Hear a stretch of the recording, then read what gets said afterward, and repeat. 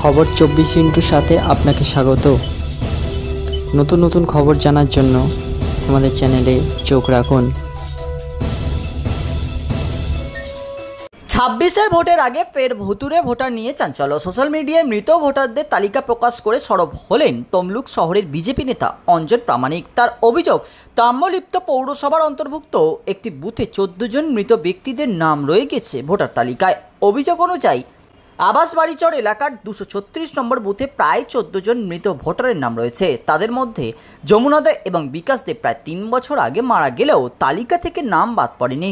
শুধু তাই নয়, মৃতদের উত্তরসূরিরা ঘর বাড়ি বিক্রি করে অন্যত্র চলে গেলেও পুরনো ঠিকানায় পরিবারের নাম ভোটার তালিকায় বহাল রয়েছে।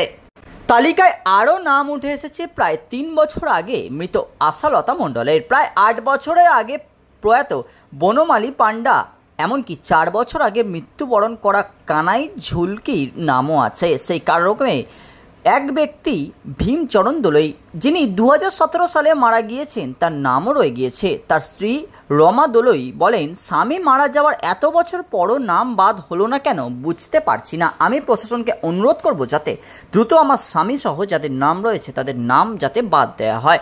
ব্যুরো রিপোর্ট, খবর 24/7।